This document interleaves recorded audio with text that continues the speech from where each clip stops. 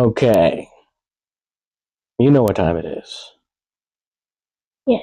Welcome to Bring On the Questions, where Phoenix and I, Will, that's my name, and I'm also your dad, we will take a random question and attempt to answer it the best way we can. So, Miss Phoenix, what question are we attempting to answer in this episode? What do bunnies and eggs have to do with Easter and Jesus? Right. That's all this stuff is just compiled together. It's crazy. It's a major evolution of this holiday. But there's a couple of things we have to address before we get involved in the question. Smile. For the audio people, they won't see the new braces. Yes.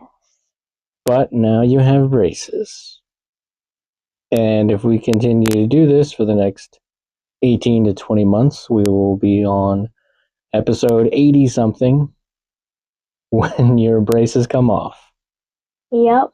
And then I'll have straight teeth. No more big gap. No more big gap. That's the idea. Or crooked teeth. They weren't that bad. They were crooked enough. Mine are pretty bad. I'll get the interest someday. It's fine. We also have to get into the habit of doing this. We have to promote our stuff in the show. Talk about where we can be found on the internets, the interwebs, the World Wide Web. So on X, I don't do a whole lot on X, but there is stuff we can be found there, and I do check it. I just don't update stuff that often. But on X, formerly Twitter, we are Bring Questions, or at Bring Questions. And we're Bring On the Questions on Instagram and Facebook. And that's about it. I think we gotta establish some other things, like Podchaser. I should get us on Podchaser because there's a lot of stuff going on there. I'm following a bunch of groups on Facebook now, like podcast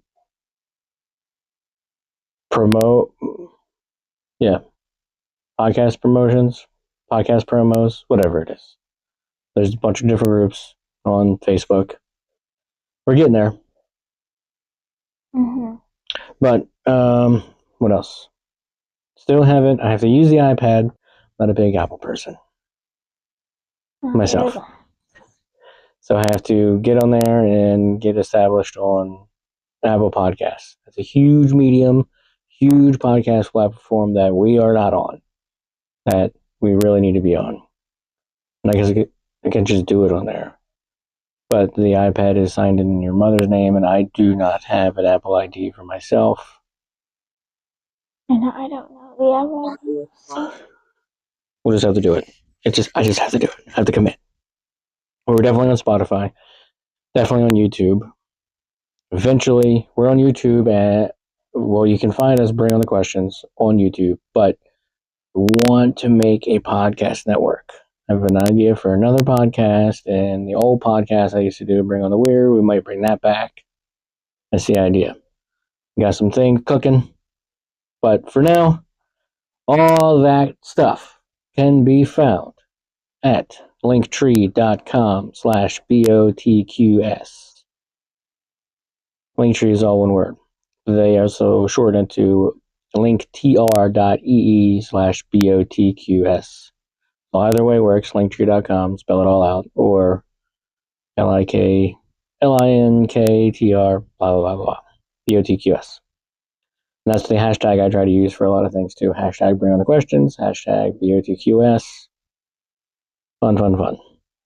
But the best and easiest way to support the show, if you're indeed going to support the show, is simply to listen or go to Spotify and download it as considered a listen if you don't actually want to listen to the whole thing. Did you know that? You hit that little download button. Boop. Consider it a listen. Yep. We don't have ad breaks yet, but at some point we'll probably end up putting ad breaks in, especially if our episodes start to Like right now, we're only at like 35, 40, and I think one of our longest episodes so far has been 51 minutes. But eventually, we'll throw some ads in and get a little ad revenue. Right now, the people can enjoy the ad-free. Well, it's one continuous track in this episode 7 of Bring on the Questions. Are you ready to attempt to answer this question? What in the world do bunnies, eggs, and Jesus have in common? Maybe that should have been the question. To answer it simply, new life, rebirth, and resurrection, but we're going to dig a little deeper into all that. Oh, yeah. Keeping the Christian.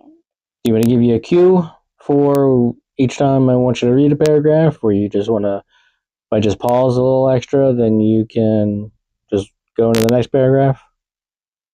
What do you want to do? Just say take it. You read it next. You want a cue? Tap your knee. They won't see me tap your knee. All right. I don't really care. Easter, a cornerstone of the Christian faith, marks the solemn yet joyous commemoration of the resurrection of Jesus Christ. Alongside its profound religious significance, the holiday is widely recognized through the popular secular symbols of the Easter Bunny and Easter eggs. The seemingly unconventional pairing of a long-eared mammal and an oval-shaped object with a major religious event warrants a detailed examination of its complex historical, cultural, and religious roots. While the core of Easter lies in Christian theology, many of the traditions that have become synonymous with its celebration, particularly the figures of the bunny and the egg, possesses origins that extend far beyond the confines of Christian doctrine. These symbols are deeply intertwined with ancient pagan beliefs, the observance of springtime rituals, and a rich tapestry of folklore passed down through generations. I don't know if you want to take this. There's a lot of German business going on in there. I tried to put some pronunciation in there. I'll give you the next one. Okay? Okay. The earliest documented association of the Easter Bunny with the Easter holiday appears to originate with the realm of German folklore. The tradition of the Easter hare, known in German as the Osterhase, Osterhase, Osterhase, or Osterhaus, Oschterhaws. Never took German class, so German pronunciation, no good here. What? You can't take it yet? Okay. I can't take any extra classes yet. Spanish, French, or German? Which one are you going to pick? Maybe German. Okie dokie. That's what your mom took. I took Spanish. Twice. I failed it the first time. Okay. The Osterhaus. Bringing eggs to children was first recorded in German writings during the 17th century. A significantly early reference to this custom can be found in George Frank von Frankenau's 1682 publication, De Ovis Pascalibus. Let me see if I can say it faster. De Ovis Pascalibus, which translates to about Easter eggs. That's it. This work mentions a German tradition where an Easter hare was believed to deliver eggs specifically for children, indicating that the literary record of this practice is relatively recent. I wouldn't call 1682 relatively recent. No, but it's not millennia old. Oh, yeah. It's a few handful of centuries old. It's not all the way back to Jesus or even Viking times. It's 17th century, 1600s, late 1600s even. It doesn't go all the way back to. There's some things that have developed through time, the evolution of traditions through time to get to this point. But there was no Easter Bunny for, I don't know, whatever happened in 500 AD. Sure, a bunch of stuff happened, but I don't know. But the Easter Bunny, the idea of the Easter hare, is only a few hundred years old. I think Santa predates that. Maybe. Want to take this next one? Sure. Interestingly, the initial role attributed to this Easter hare was that of a judge, responsible for evaluating the behavior of children at the beginning of the Eastertide season. This function bears a notable resemblance to the figure of Santa Claus and the associated tradition of rewarding well-behaved children. Oh, the Easter Bunny is the Santa of spring. Ooh, warm Santa. Warm Santa, basically. You put the puffy tail, so Santa's beard just went to the bunny's back end. That's where the I don't know. I don't know where I was going with that. Just fuzzy white stuff somewhere. The Fail. fur is the shedded skin of Santa. Take a turn. Yep. And instead of cookies and milk, Something like that. children began the practice of creating nests, hoping that the Easter Bunny would visit and deposit eggs, a custom that eventually evolved into the use of Easter baskets. The folklore held that this hare would deposit colored eggs, and sometimes additional treats such as candy and small toys, into carefully prepared nests made by children, often used by their caps and bonnets. This detail highlights the interactive nature of the early tradition, where children actively participated by creating receptacles for the anticipated gifts. Interesting. So you can put your carrots instead of cookies in the nests that you make from your caps and bonnets and wait for the Easter Bunny to come. Eat the carrots because you don't want the carrots. They're not good, right? You don't like carrots? I especially don't like carrots. What? Why? Because my braces. You gotta eat the mushy carrots. Yeah, Mashed chopped carrots. carrots.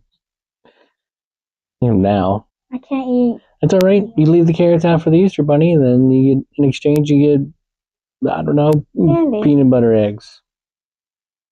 I'll take that. But the way that the Easter bunnies like waving treats in their baskets from their bonnets and caps reminds me of how Santa would like put like coins or oranges in kids' shoes at night. The early days of St. Nicholas. Saint Nicholas. And turkey. Turkey. I'm pretty sure. Turkey Santa leaves oranges? I think Turkish Santa left oranges and coins in children's shoes. There are different versions of the spirit of Easter, I guess. We'll get into it, but Australia has a different one, and then even different parts of Germany itself has a different kind of Easter rodent.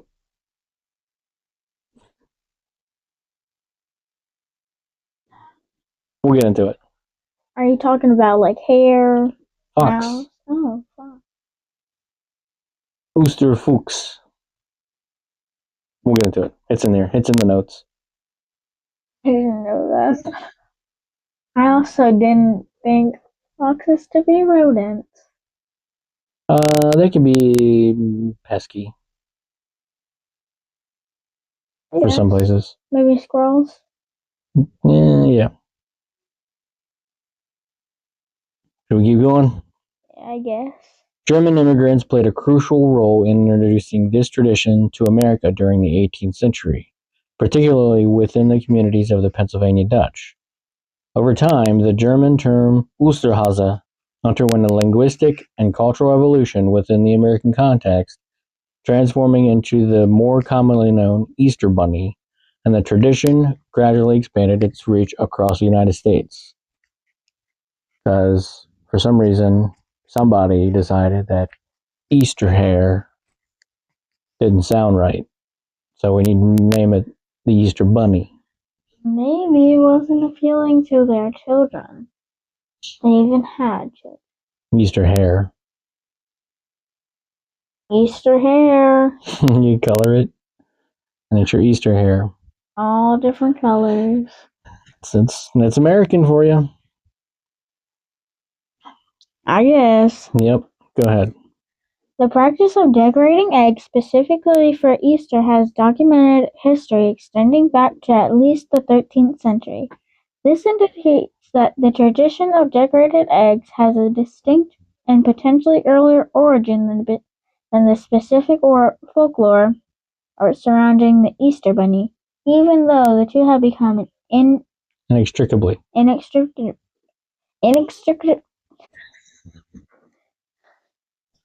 inextricably Inseparable. inseparable. Yeah. If you want to go the Porky Pig route, you don't even know who Porky Pig is, do you? I don't really think so. Porky Pig is a Looney Tune, and he would try to say one word, and he would keep skipping over that word, then he would insert a different word. So you were like inextricable. How did you just say inseparable link? Inextricably linked in modern Easter celebrations. That was a tough one. So that means that what we got out of that was decorating eggs came long before the bunny, because that was important. Decorating eggs. It was they were definitely appealing, but we'll get into it. It was a Lent practice, so you don't have eggs for the 40 days of Lent, but to the dyeing of the eggs, the coloring of the eggs wasn't to preserve them. It was to you just make them even more appealable. And it's almost like they decorated them to like they're fawning over it, like they're really dreaming of eating this egg, but they have to wait another 27 days before they can eat the egg, so they just start coloring on it. But originally, it wasn't a bunch of colors. Originally, um, it's in the notes here, but we'll get to it. Yeah, we won't ruin it.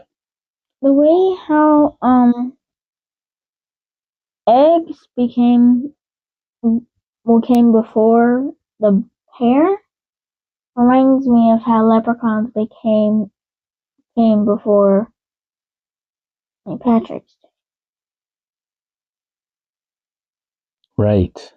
Previous episode. Those things existed, and now you have a day for the thing.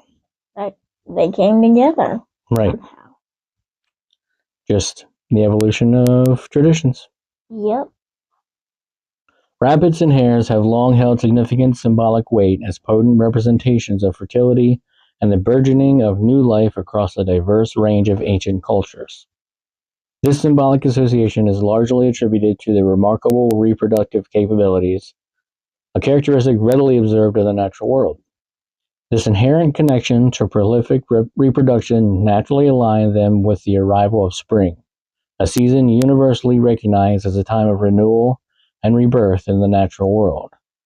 Consequently, rabbits and hares became fitting emblems for various springtime festivals and celebrations across different ancient societies. Go ahead. In the realm of ancient Egyptian symbolism, the hare was specifically revered as a powerful symbol of fertility. Furthermore, the Egyptian pantheon included the goddess Wenet, Yep. who was associated with the hare, underscoring the animal's sacred significance with their religious beliefs. Pantheon is basically like family tree of gods. I'll pick this next one. Within the classical Greek tradition, hares held a sacred status as animals associated with Aphrodite, the revered goddess of love and beauty. Adding to this, Aphrodite's son, Eros, the embodiment of desire, was frequently depicted as in artistic representations carrying a hare, further solidifying the animal's connection to themes of love, passion, and procreation. Interestingly, rabbits also share this association with Aphrodite. Mm.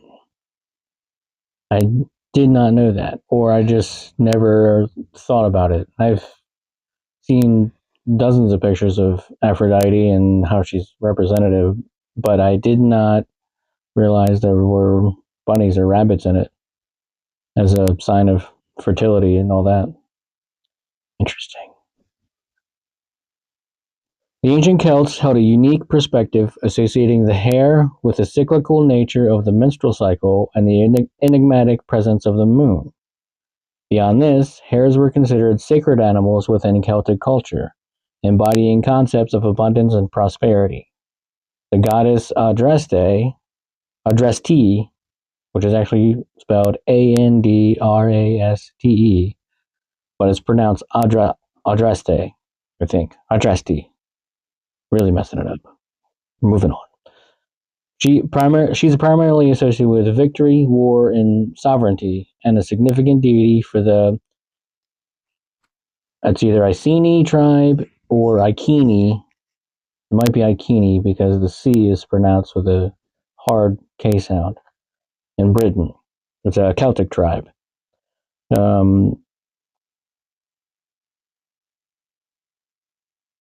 She was a significant deity for the Iceni tribe in Britain, was also linked to the hare, highlighting its importance in their religious beliefs. During the medieval period, a fascinating shift occurred within Christian art. The rabbit began to be associated with the Virgin Mary, often depicted alongside her as a symbol of purity, reflecting the theological concept of the virgin birth. Want this next one, or do you want me to take it? I got it. All right. Germanic traditions also attributed significance to the hare, with potential links to the spring goddess Easter Yep. or Ostar Yep. being proposed by scholars. This connection, though debated, suggests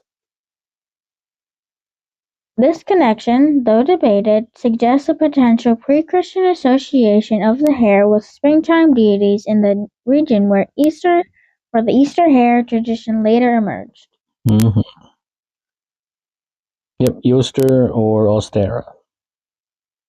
But Eoster is spelled Eostre. The egg has long functioned as a near-universal symbol of nascent life, the cyclical process of rebirth, and the fundamental concept of fertility in a vast array of cultures throughout human history.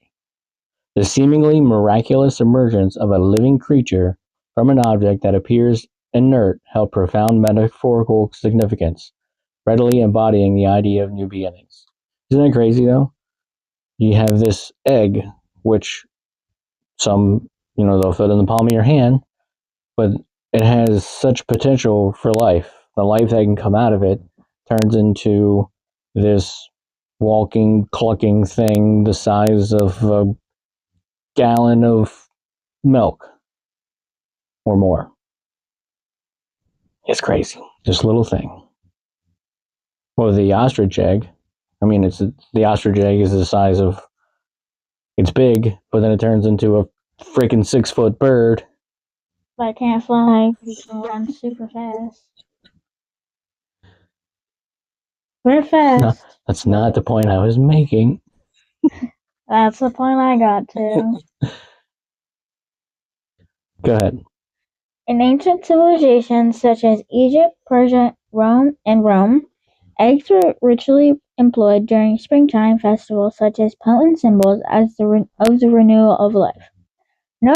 Notably, in Persia, the exchange of eggs coincided with the spring equinox, marking the advent of the new year, highlighting the eggs'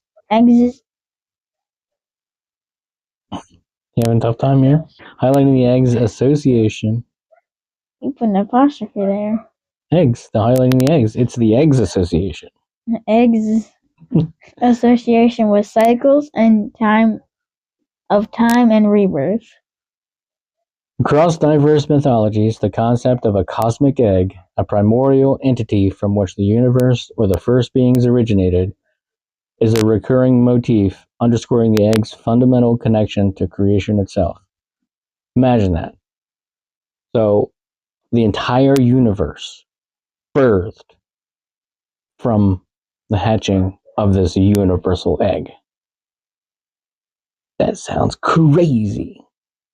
I know, let's think of our universe as so many galaxies orbiting one giant black hole. Maybe that might be a thing. What are black holes actually holes? They're Questions. actually just giant spheres that have such a strong gravitational force. We're not talking about black holes right now. You asked about black holes? That might be something we get into. Oh, yeah. That's probably going to be something. Black holes, black orbs of death, orbs of destruction, cosmic eggs. Yep. Cosmic eggs. I know there's some stories, and I think there's even a crazy conspiracy theory that the moon is a giant egg. Your face says it all. No offense, but it kind of sounds I'm offended already. Are you a flat earther? I'm not. No. The concept is crazy. It's interesting to read about, but no.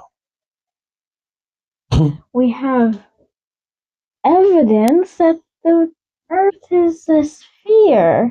Yes. Along with our other planets, which the gas giants are spheres of gas.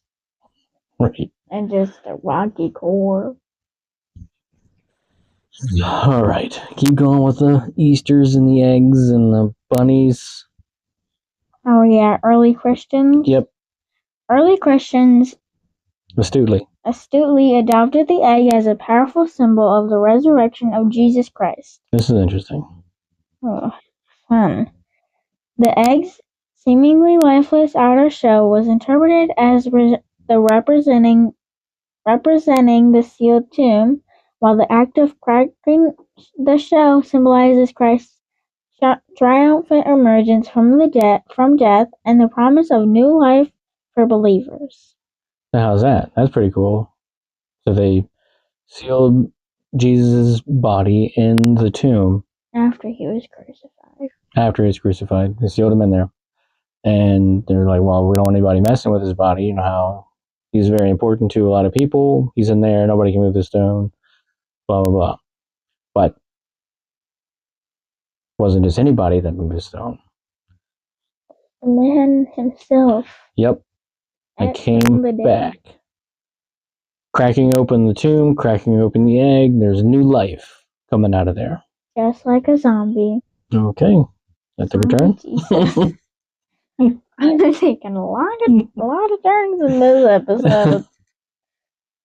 Last year we had zombie werewolf Jesus. Was it zombie werewolf? Or was it just werewolf Jesus? Because we had a full moon pretty much on Easter. Was it last year? I think it was last year. No, I think it was zombie werewolf Jesus. Yep. First, Jesus coming out like a chick coming out of its eggshell. Now it's zombie werewolf Jesus. Fun times. Yep.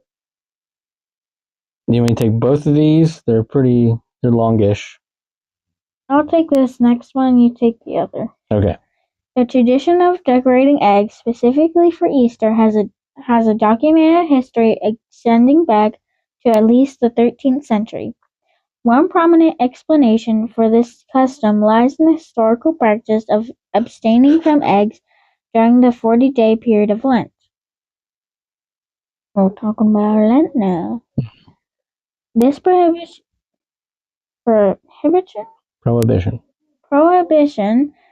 made eggs a highly anticipated and symbolically charged food upon the arrival of Easter, leading to their special decoration and consumption. A significant early tradition involved dyeing eggs a vibrant red, which was often interpreted as symbolizing the blood of Christ shed during his crucifixion. How's that? That's pretty cool, right? There's a lot of symbolism for the blood of Christ and the Holy Spirit, or Body of Christ.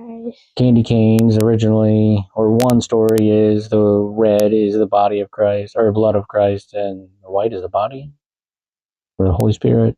I don't know, one of them.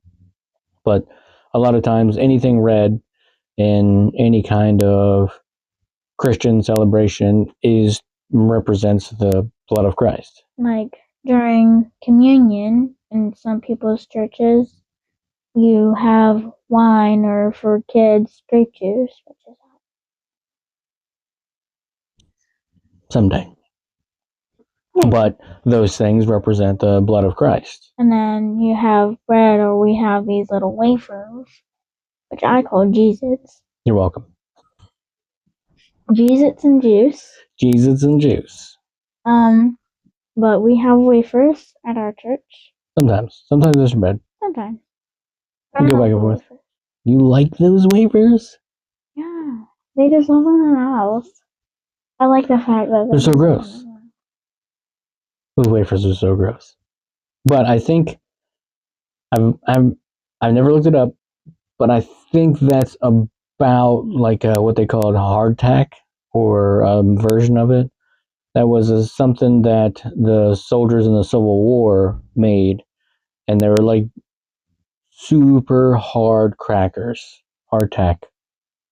And it just was like it was flour based. They were basically crackers, not quite bread, but it was crackers. But it would last a long, long time. Like they wouldn't mold for a long time. They would just get harder, and you get stuck on them. Crazy. But it tastes so bitter. How do you like Jesus? I don't feel like they taste bitter. I feel like they taste like nothing. Or I think it's just the juice that has a different taste. Or maybe it's your taste buds. Who am I questioning mine? Okay, fine. Move on. The very name Easter may have its origins in the name of the Anglo-Saxon goddess Eostre, or Austera. We said this earlier. A deity often associated with the arrival of spring and the concept of fertility. The Venerable Bede, an influential 8th century monk, documented that the Anglo-Saxons designated the month of April as Eoster Month, Easter month, in honor of this goddess, and celebrated feasts in her name. However, the direct and definitive link between Eoster and the Easter Bunny or Easter eggs remains a subject of ongoing debate and scrutiny among scholars, with limited concrete historical evidence to firmly establish such a connection in ancient times. Some researchers posit that the association might be a later interpretation, potentially popularized by the 19th century folklorists like Jacob Grimm. Despite the scholarly debate surrounding Easter, the fact that the Christian celebration of Easter strategically coincided with pre-existing ancient spring festivals that celebrated themes of rebirth and the renewal of the natural world strongly suggests a process of cultural syncretism. So all these things came together, like this celebration, this celebration, this celebration. Everybody comes together, and now some sort of. Yeah. Really? Or do you want to? I got it. Okay. Early Christian missionaries may have intentionally or unintentionally adopted existing pagan customs and symbolic elements, reinterpreting them within a Christian theological framework to facilitate conversation and cultural integration. The spring equinox, occurring around March 21st, celebrating the fertility of the earth. No. Spring equinox occurring around March 21st. Held significant importance in many ancient pagan traditions, marking a time of balance and celebrating the fertility of the earth and the return of life after winter. Symbols intrinsically linked to these pagan festivals, such as eggs and hares, naturally resonated with the overarching themes of rebirth and renewal that are also central to the Christian observance of Easter. The celebration of Easter has undergone a significant evolution over the centuries, adapting and incorporating various customs and symbols. Initially, early Christians observed the commemoration of Christ's resurrection in close connection with the Jewish festival of Passover, reflecting the historical context of Jesus'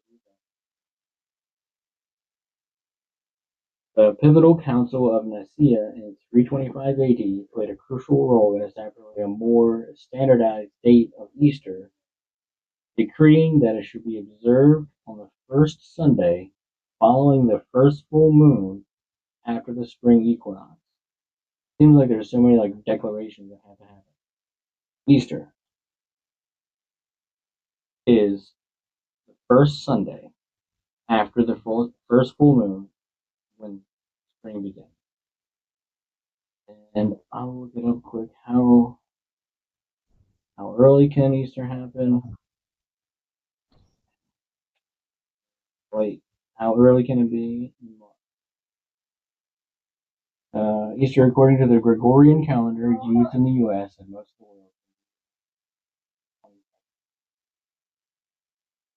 Isn't that like 2 days after? Basically. I mean, what's the latest? last year. The earliest possible day for Easter is March 22nd, and the latest possible date is April 22nd, which is crazy. To me, that the idea of that seems kind of weird to me, since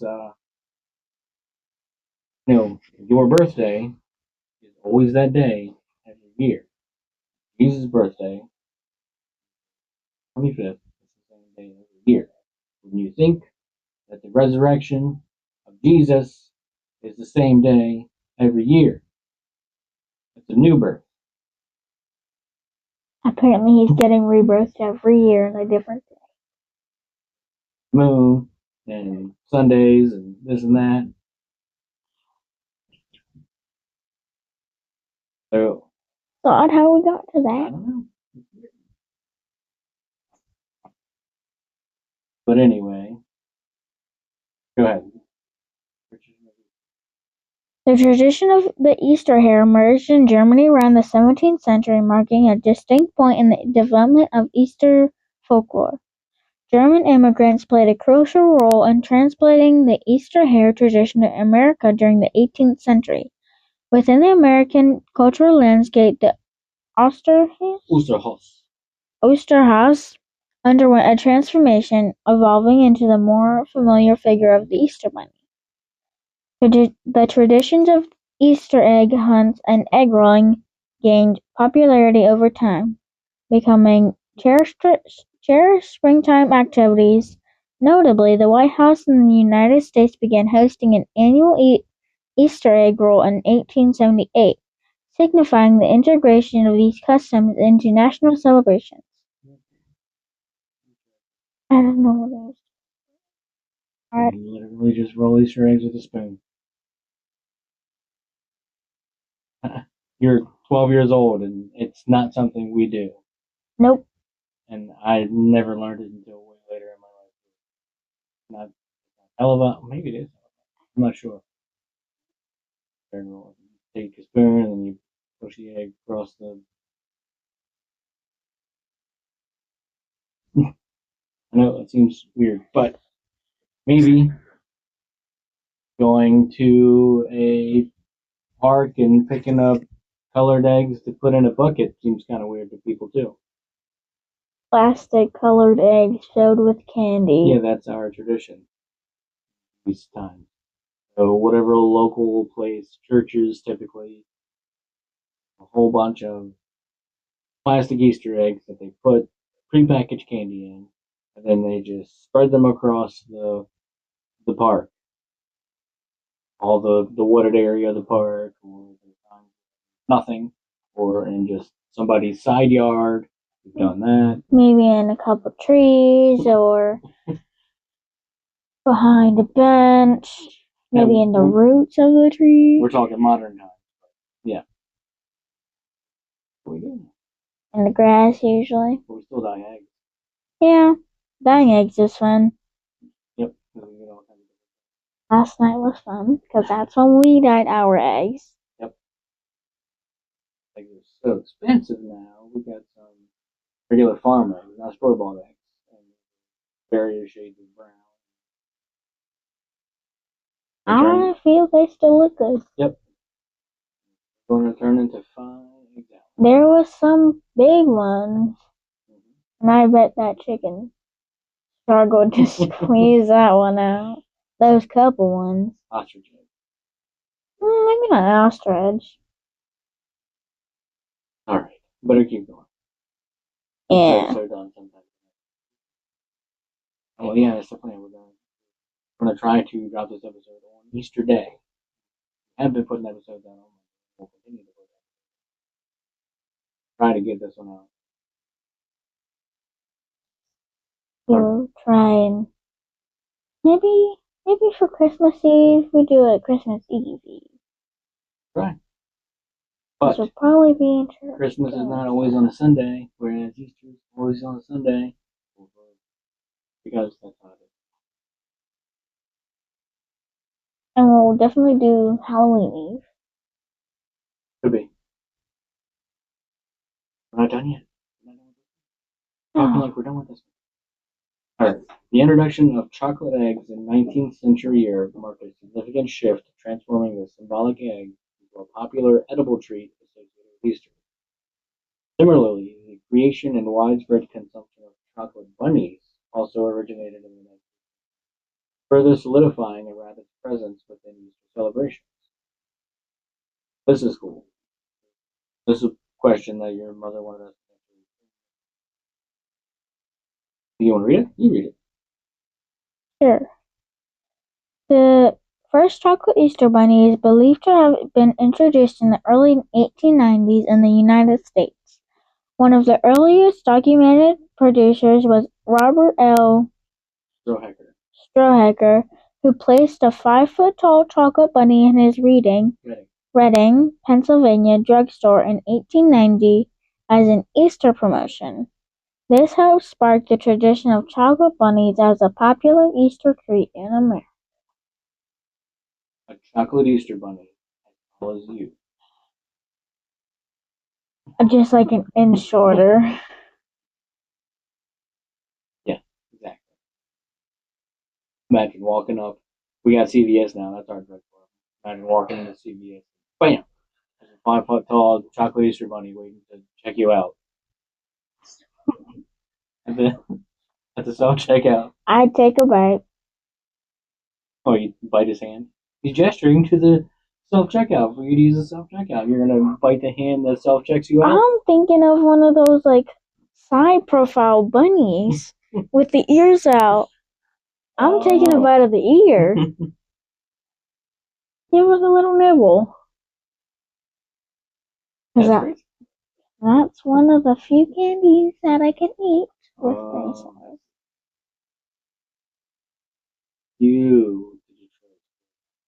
Yep. Yeah. Very Numerous convenient. folk tales and myths have arisen over time in an attempt to rationalize and explain seemingly unusual association with the Easter Bunny. Many of these narratives involve the figure of the pagan goddess Yoster, or Ostera. One prevalent story recounts how Yoster, in an act of compassion, transformed a bird into a hare to protect it from the harsh winter cold. According to the tale, the transformed hare, in a gesture of gratitude, retained its ability to lay eggs. It then offered to Yoster during her spring festival. However, it is crucial to know that this specific myth lacks a solid foundation in authentic folklore and appears to have originated in the late. So that's where we got bunnies pooping eggs. Hold on there, buddy. There's a couple more potential legends. Read the next one. Okay. Another folk legend suggests that a poor woman residing in Germany decorated eggs for her children to discover. As the children searched, they spotted a hare hopping away leading them to believe that the hare was the one who had hidden the eggs for them. This narrative provides a more grounded, albeit anecdotal, explanation for the association. So we don't know for sure. Maybe Ghoster did have a bird, bunny, or maybe it was just some sort of fantastical thing that the kids made up. Grandma rolled with it. Or not, it wasn't a grandma. It was the mom. Anyway, good. Mhm. Mess with your mic. Yeah, Don't break it. get in my way. The historical belief that hares possess the ability to reproduce without losing their virginity led to their symbolic association with the Virgin Mary in medieval Christianity. This pre-existing symbolic link between hares and themes of birth and purity may have contributed to the later emergence of the Easter hare symbolism within a Christian context.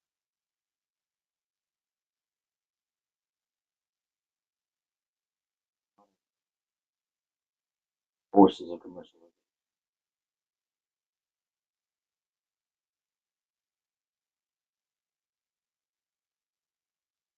Forces of commercialization have exerted a substantial influence in popularizing and firmly establishing the association between bunnies and holidays, particularly during the 20th century and continuing into the present. The advent of mass production of chocolate bunnies and eggs, beginning in the late 19th and early 20th centuries, played a pivotal role in making these symbols readily accessible to the wider public and deeply integrating them into the Easter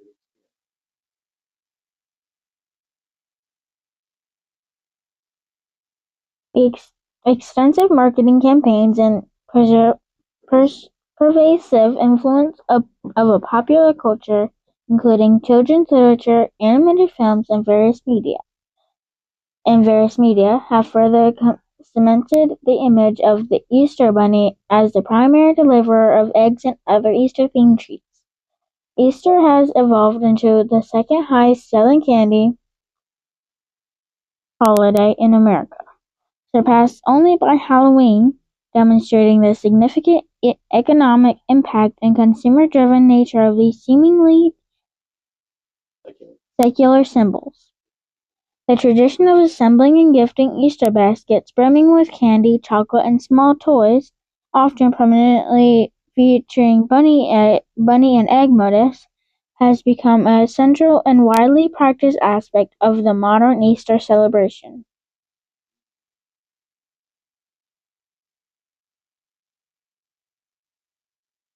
While the Easter Bunny and Easter eggs enjoy considerable prominence as recognizable symbols in many Western cultures, the specific traditions and associated symbols for celebrating Easter exhibit significant variation across different cultures and regions.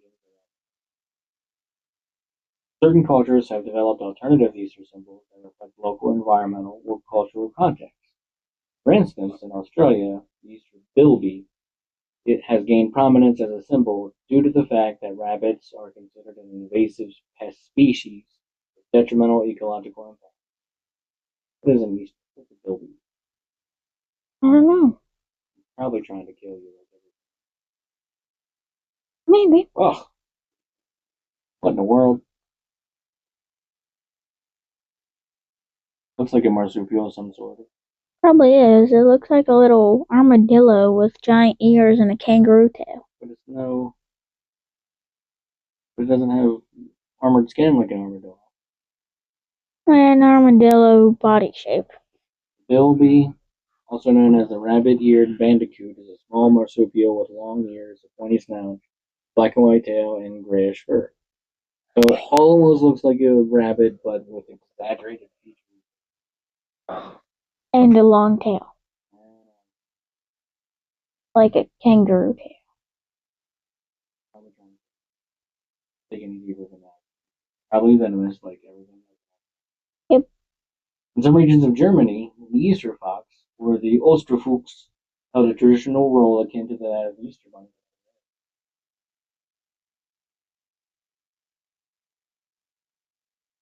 And my brightness.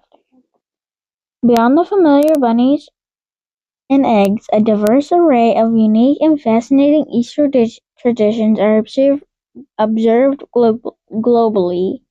These include the vibrant practice of kite flying in Bermuda, the preparation of enormous community omelets in France, playful water fights in Poland, and the intriguing custom of reading crime novels as a holiday tradition in Norway. Seems so weird. What is that? Another thing that's it's just out there. I mean, okay, I guess I can see the flying of the kite. It seems like a springtime thing to do. I can see the omelets in France. Yep, sure, I get that. Playful water fights in Poland. Sure. Poland is in some sort of everything's warming up there. Sure, but Reading some true crime. that's weird. You don't know why. I'm not mad. I would gladly read some true crime. Would you? Yes, We'll get into some pretty crimey stuff. possibly. And I wouldn't be mad. Things will go dark. Yeah. I think things have already gone a little dark. Not that bad. We're having a good time, but there's some crimey stuff. We've gone dim. Sure. Okay, we'll go with that. We went a little dim. We've dimmed. We're at 75% brightness. There's a lot of good things that we can go over before we get.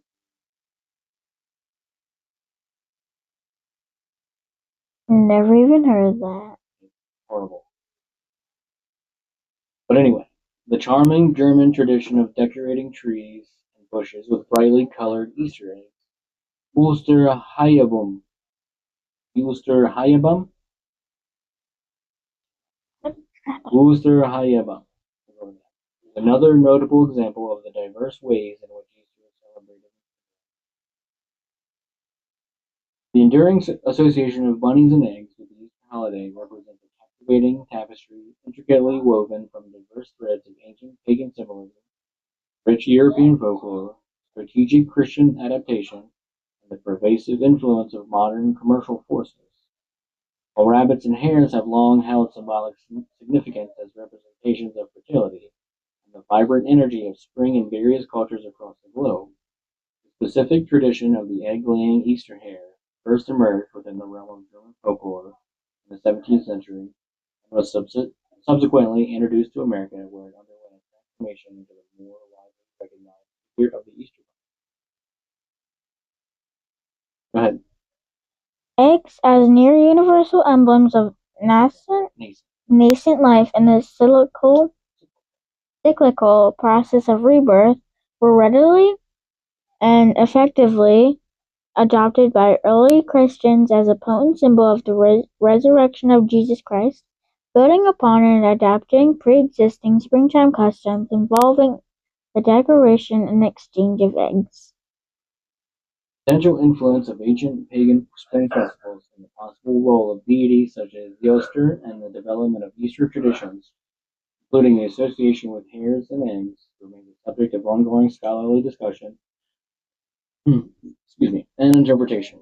However, the historical reality of cultural syncretism in the early development of Christianity likely played a significant role in the incorporation of these pre-existing springtime. The forces of commercialization in the modern era have undeniably amplified the popularity and cultural prominence of both the Easter Bunny and Easter eggs, deeply embedding them within the contemporary experience and celebration of the holiday. Despite the strong and widely recognized association of bunnies and eggs with Easter in certain cultural contexts, it is crucial to acknowledge that Easter traditions exhibit remarkable diversity globally, with many regions and cultures having their own unique and meaningful symbols and customs that reflect their specific history, religious beliefs, and broader cultural practices. The springtime pheasant. Yeah. That's what it is. Rebirth and getting back outside after the long winter months, especially in the extended hemispheres, north. Well, I guess it's more northern because the southern hemisphere going into that's a whole thing. But the coming of life again. Yeah, more of a northern hemisphere. Seems like it's more of a northern hemisphere.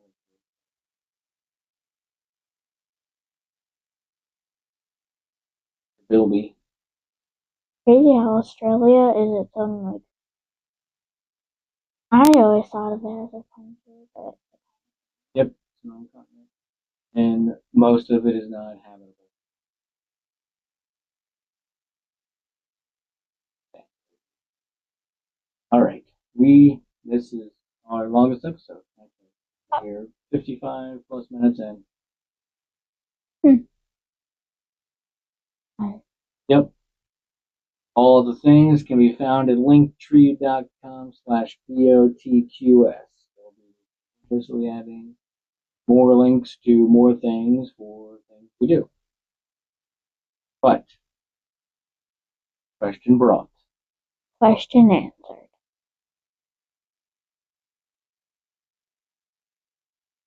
Again. A production of Wayward Things Network.